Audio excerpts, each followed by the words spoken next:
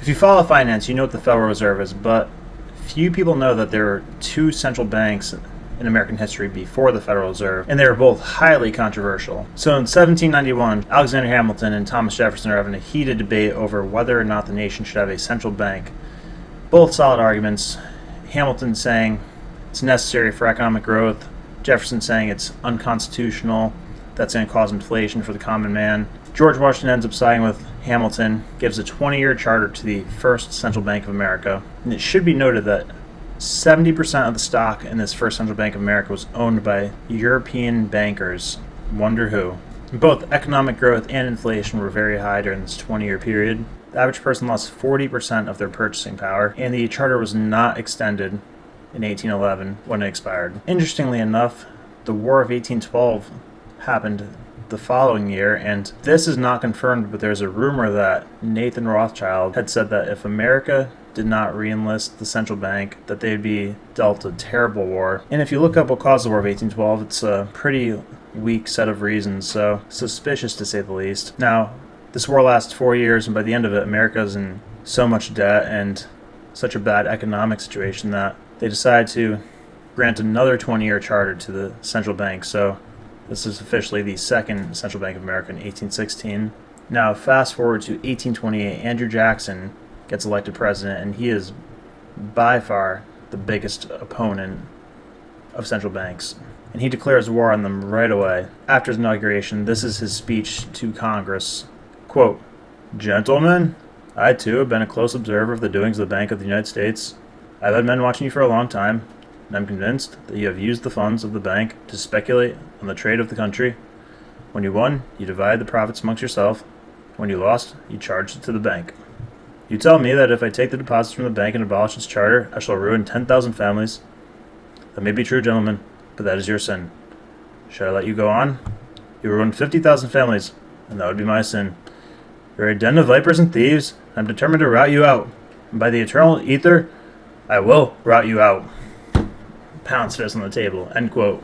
So the president of the central bank at the time, Nicholas Biddle, tries to put Jackson in a tough political position by prematurely requesting that Congress votes on an extension of the charter in 1832, 4 years before it is up for renewal, and the year that Jackson's up for re-election. So the bill passes by a slim margin, but Jackson shocks everybody and vetoes the bill, saying it's unconstitutional and unethical for the government to grant the power to one institution to have a monopoly on the creation of money. It cites the fact that 70% of the bank is owned by European investors, and that this is a major threat to national security. What made this even tougher for Jackson was that Biddle had been paying members of Congress and the media to be on his side of the central bank debate.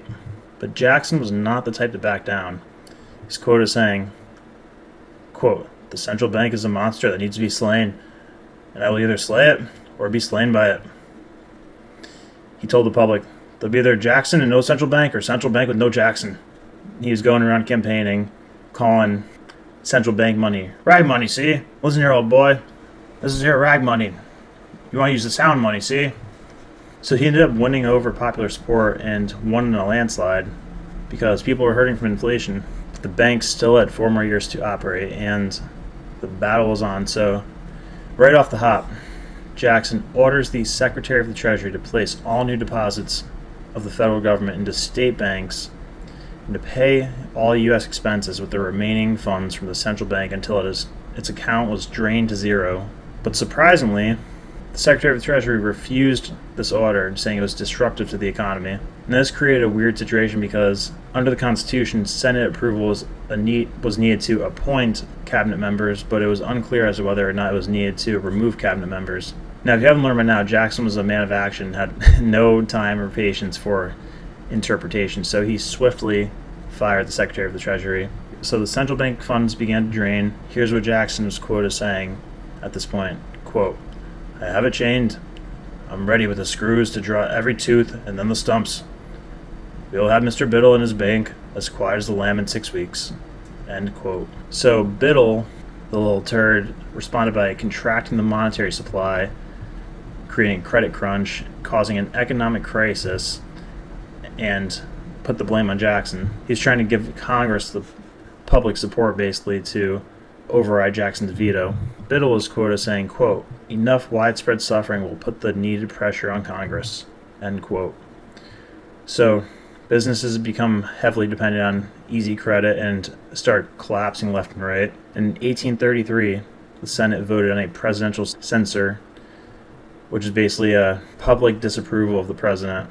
This is the first time it's ever happened, and Jackson was very hurt by this. But he focused his efforts on informing the public what Biddle was doing, and the Pennsylvania governor publicly denounced Biddle and the central bank, and this helped because the central bank was headquartered in Pennsylvania at the time. And public support swung back into Jackson's favor.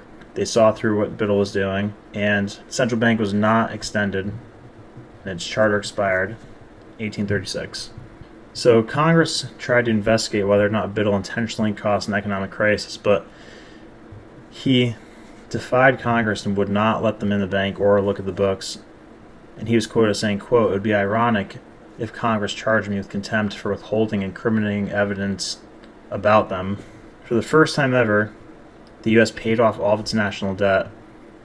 Jackson made sure of this, and he gave a surplus of $35 million to the states for public works. So Jackson was loved by the public, hated by the elites, and on January 30th, 1835, an assassination attempt was made against Andrew Jackson. Luckily for him, the gun was fired twice, and his life was spared, but the gunman, Richard Lawrence, claimed insanity and was found not guilty, and legend has it that he was bragging to his friends that he had powerful friends in Europe that assured him that they would get him out if he got in trouble for it. I'll let you guess who he's talking about with those powerful friends in Europe.